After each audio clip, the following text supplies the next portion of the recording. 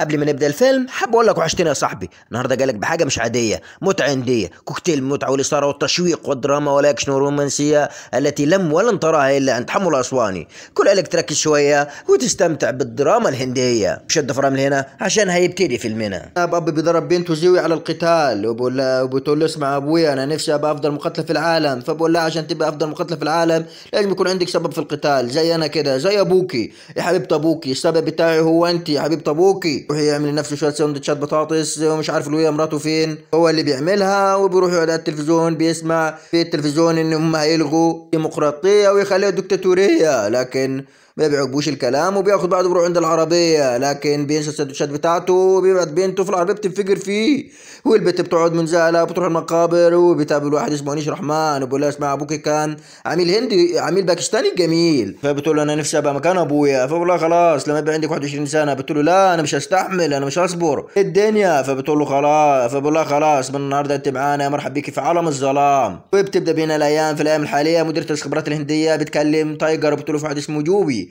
لازم تنقذه، احنا عرفنا مكانه وهو عمل خدمات كبيره للهند، فبياخد الشيك بتاعه وبيروح طبعا في افغانستان وبياخد شويه ميه وبيروح يجيب بيها الراجل اللي اسمه جوبي ده اللي بيكون شويه عيال ملمومه عليه، وقال لكم ابو شمله ما بيرحمش لا يكسر عظامكم، فقعد بيمسكوا بكتافه وبيقول له عيالا ويمسك شبكه بيكسر عظمه وبيلف الشمل على كتفه وبياخدهم وبياخد بعضه وياخد جوبه بيجري في ما هو جري نص الجدعنه يا صاحبي، في الاوقات دياتي الجري بيبقى الجدعنه كلها، هو بيهرب جوبي في العربيه في الطياره وبياخد بعضه بالموتوسيكل بيحاول يجري من مكان، هو بيركب لي على جسر كده وهم بيضربوا عليه نار، لكن على مين ده انا تايجر، وبيترب بالموتوسيكل وبيترب على الطياره وبيهبب بالمكان ويجيبوا بيقول له اسمع في اخبار انا اقولها لك، في عميل مزدوج ما بيننا والعميل ده اسمه زيويا، وبيتفاجئ كده تايجر عشان زيويا دي تبع مراته، واول ما يروح البيت يروح يلاقي الدكتور عند ابنه تيجور وبقول ما فيش ابنك تعبان شويه، وبكون كده بيبص على مراته مندهش منيها وبيحاول يقربها بقى في الفتره دي، لكن ان كيدهن عظيم يا صاحبي ما بيمسكش عليها اي حاجه، وبيحاول يدور وراها يمين وشمال وبتكون عينه عليها لكن ما بيعرفش اي حاجه عليها، وبيراقبها وبيفتح الكمبيوتر بتاعها ولا بيتوب وبيدور فيه لكن ما بيمسكش عليها اي حاجه، بقول لك ان كيدهن عظيم. مره واحده كده بيحاول يرقص وبيحاول وبيلاقي مره واحده بتجري بتخبي حاجه فبيلاقي تلسكوب وبتقول له معلش حبيبي اصله كان غني واشتريته من وراك، بقول له انت افضل ست في العالم. مره واحده كده بيسمع في التلفزيون ان في واحده اسمها ايران الوزراء الباكستانيه عايز تعمل وحده سلام ما بين الهند وباكستان، وبيتكلموا مديريه الاستخبارات الهنديه وبتقول له المصدر بتاع جوبي اسمه جيران لازم توصل له عشان عايزين نعرف ايه بالظبط اللي وراه قبل ما يقتلوه. بيروح تايجر طبعا ركب المترو ورا الراجل ده بيكون متنكر وهو مش عارفه، بيكون في واحد بيطلع المسدس وخلاص هيقتله، لكن تايجر بيكون متنكر ومره واحده كده بينقذه وبيطلع واحد بيضرب عليهم نار وبيكون راكب موتوسيكل وبتكون زيوه مراته وهي مش عارفه ان هو تايجر عشان متنكر، وبركب راجل المترو وبيقعد بقى لزيوه ويحاول يضرب فيها وهي مش عارفاه، لكن يا صاحبي الراجل ب10 ستات فبيضربها ويمسكها كده وبيكشف لها نفسه وبتعرف ان هو تايجر وبكون متاثر بيها، بقول لها انت خنتيني خنت الهند، وبتقول انت مش فاهم حاجه، ومره واحده الدنيا بتضرب عنده وفقد الوعي لا يعطيه، في واحد كده بيكون كتفه وضربه واللي بيطلع انيش رحمن بقول له يا تايجر انت مش فاكرني ولا ايه؟ ارجع بالذاكره شويه لورا، ابنك عندي ابنك تيجور، بس ارجع كده بالذاكره لورا، فاكر لما كنت مع رئيس دوله باكستان لما كان عايز يقبل معاهده السلام اللي عملتها الوليه اسمها ايران، لكن انا ما رضيتش وكنت عايز اقتل رئيس الدوله الهنديه، وبعت مراتك زوية لكن ما رضيتش، وهي طبعا راحت اللي سمعتني حبيبه قلبي شاهين مراتي اللي كانت حامل ابننا في بطنها، وراحت هي عشان ما تصغرش بكلمتي وراحت خدت القناصه بتاعتها وعايزه تقتل رئيس الدوله الهنديه عشان تلغي معاهده السلام قبل ما تبتدي اصلا، لكن انت عملت اللي عليك ورحت قتلتها وقتلت ابن اللي في بطنها، الله يخرب بيتك يا تايجر، لكن انا مش هسيبك. وبعد كده طبعا رحت لزيوة مراتك قلت لها انت السبب في كل حاجه، وخليتهم يحطوا الكلبشات في ايدي عشان خاطر كده كده يمسكوني، لكن مسكت في زمارة رقبت مراتك انت السبب في ده كله وانا مش هسيبك، وبعدين رحت سلمت نفسي وحبسوني وانت شفتني يا تايجر طبعا وجردوني من كل رتب وناشين بتاعتي، بلدي عملت معايا كده عشان كنتش راضي عادة السلام عشان خاطر الذل اللي شافته باكستان. دلوقتي انا بحب اقول لك يا تايجر ان انت لازم لازم تنفذ عملية انت ومراتك مع بعض. لما ابنك ده هديله حقنة وموته. تايجر ما بيكدبش، هو بيروح يكلم راكيش خبير متفجرات، بيكون صاحبه، بيقول له اسمع انا عايزك في مهمة، بس المهمة دي ممكن تكلفك شغلك. فبقول له يا مين يا تايجر، ده انت حبيبي. مرة واحدة كده بقول له مين تقول اللي معاك؟ بقول له شفت معايا والله يا معلم. قلت لهم اسمعوا المهمة دي احنا عايزين حقيبة. الحقيبة دي بتكون في قاعدة في الحدود التركية، وفي وفد صيني هو اللي هيجيبها. مرة كده ما بترحمش، بتعلم الناس القتال. بقول لهم بسيطة يا عم، انت يا زويا هتاخد البصمات بتاعت عينيها عشان خاطر نوصل للحقيبة دي. فهتروحي طبعا في الحمام بتاع السيدات، وهتروحي عشان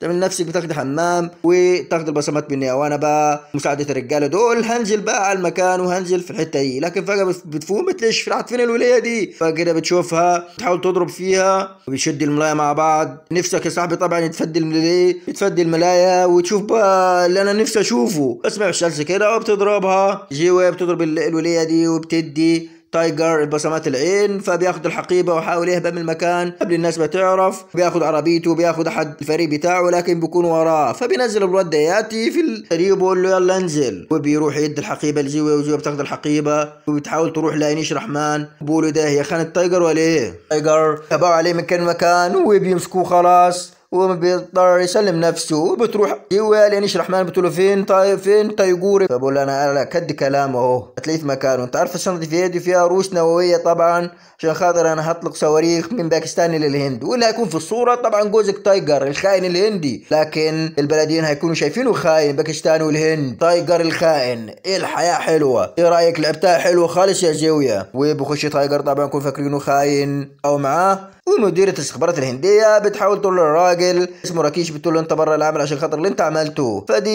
فهتبقى بره العمل. وبيحاولوا يقولوا للمرة اللي اسمها ايران ان هي لازم تعدم تايجر عشان خاطر ان هو بيجي عميل خائن ولازم نقتص منه وناخذ القصاص. وبيكلموا برضو مديرة الاستخبارات الهندية عشان تشيل ايديها من كل حاجة. وبيروح انيش رحمن لتايجر بيقول لي رايك لعبتها حلو خالص معاك، وخد الاحلى بقى كده هتموت دلوقتي، لكن انا بقى همسك مكان رئيسة الوزراء ايران بعد ما اقتلها طبعا واعمل عليها كلاشة. احد الرجال الباكستانيين بيكون عايزين يوصلوا لزاوية، بيروحوا لراكيش عشان يهددوه، لكن بيروحوا يدوا لتايجر قنابل كده عاملينها فعلا يعمل فجوه في الحيط، وبيقدر يكسر وبيضرب الناس. اوعى انا جيت انا تايجر يا شويه خرفان، لكن بيحبط عليه من كل مكان. وبيظهر لنا بطلنا الكبير بطلنا الخبير بتان. اخيرا حبيب اخوك حبيبي تعال في حضنك يا صاحبي. بقول ازيك يا صاحبي، ايه رايك؟ المره اللي فاتت انت انقذتني والمره دي انا انقذتك، ايه رايك بقى؟ احنا متعادلين. بقول له طب انت عامل حساب ده؟ بقول له اه في قنبله في ايدي وبفجر الدنيا.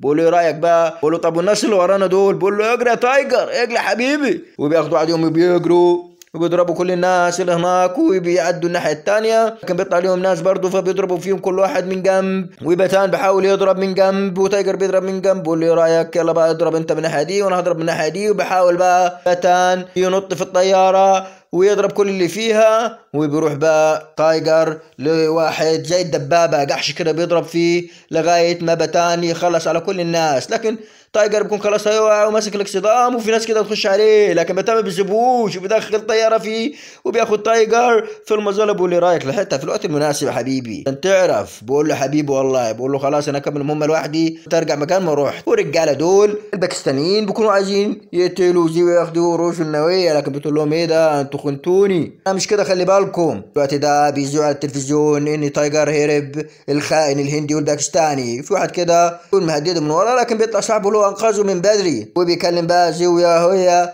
وفريقها وبقول اخيرا احنا احسن حاجه عملت ان احنا نرجع كلنا نشتغل مع بعض. بقول لها اسمعوا احنا لازم نخش بقى المكان ده. وبكون انيش رحمن بيتكلم مع قائد الجيش. اسمع دلوقتي ايا كان طبعا تايجر هرب. بقول له ولا يهمك تايجر ده حشره احفظه برجلي. وتايجر بيكون بيعمل خطط عشان خاطر يخش جوه، وبيكونوا داخلين على اساس ان هم طباخين وكده وعاملين حاجات مضروبه في زوات مضروبه، وبيقدر يخشوا فعلا لغايه جوه. وبيزرعوا طبعا قنابل في المطبخ في كل حته في المطبخ عشان يقدروا يتحكموا وعايزين يوصلوا لرئيسة الوزراء ايران عشان خاطر يبلغوا بكل حاجة، وان هي تقدر يعرفوها ان انيش رحمن هو الخائن، وبيقدروا يوصلوا للمساعد بتاعها. لغايه ما وصلوا لها هي وبعرفوها ان هم ابو مساكين وما لهمش دعوه باي حاجه، وبيحاولوا يقولوا لها ان هي لازم تغادر المكتب بسرعه عشان خاطر انيس رحمن هيدخل ناس الجيش دلوقتي. وبتحاول فعلا تتاكد من التليفونات وبتعرف فعلا ان الجيش في كل حته، وانيس رحمن بيكون مستني بقى عشان يهب على المكان. وقائد الجيش بيخش في كل حته لكن بيشغلوا القنابل بتاعتهم، وزي وهي ورجاله ما بيتوصوش. طخ طخ يا صاحبي منك ليه، خد يلا انت هو اضرب واضرب يلا انت هو.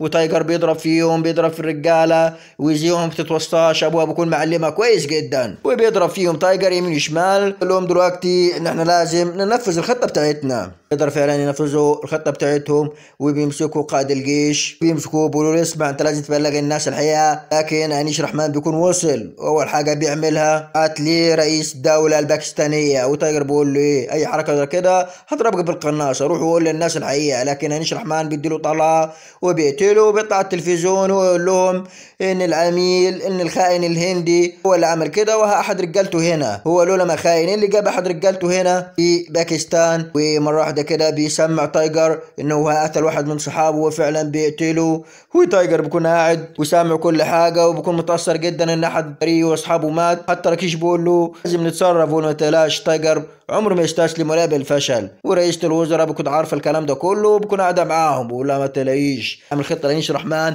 وانا مش هسيبه. انيس رحمن بيقول لرجالته حاولوا تقتلوا تايجر هو وفريقه كله. بيكون داخل بقى مش همه اي حاجه لكن بيفك عليهم الصبر بتاع الخيل. وتايجر راكب احد الحصينه ومره واحده كده بيترب على مين انيس رحمن ويمسكه. وبقول لانيس رحمن دلوقتي تحت امري. لكن بيمسكوا الواد اللي ساعده وبقول له اسمع انا بقى هيني اجيبك زي ما انت يلا يا حمار. لكن الولد اللي انقذه بقول له ما تقلقش دلوقتي انا اضحي بحياتي. لكن بيفكر نفسه. لكن انيس رحمن ما بيقولش الله يخرب بيته ويمسك تايجر. تايجر يكون عامل خطه وبيضرب كل الناس وبيمسك انيس رحمن والباب بيتقفل. بتقول له وبقول له عايز وريني دلوقتي قوتك يا حبيبي لوحدك بقى من غير رجالتك. تعال نصفي حسابنا. وبحاولوا يضربوا على بعض نار ولا واحد بياخد فيهم طلع. يا سلام على الدراما الهنديه والكذب الهندي الجميل والاوفر الكتير اللي ولا واحد فيهم بياخد طلع وبيضربوا في بعض. ورئيسة الوزراء ايران بتحاول تقول للناس في التلفزيون ان تايجر عمره ما كان خاين هندي، لا ده دافع البلدين، دافع عن باكستان والهند. وفعلا الخائن يبقى انيس رحمن العميل الباكستاني.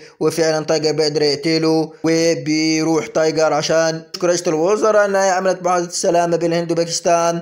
وبتقول له احنا المفروض نشكرك. وراكيش بيرجع شغله في مديرية الاستخبارات الهندية بتكلم تايجر بتقول له انت فين؟ بيقول لها ما فيش بغمز الايس كريم بالعيش. بيقعد هو ومراته وبيرقصوا رقصة المجنونة والعبيطة يا صاحبي وبيخلص فيلمنا. رب تكون امتعناكم والسلام عليكم في الفيلم القادم.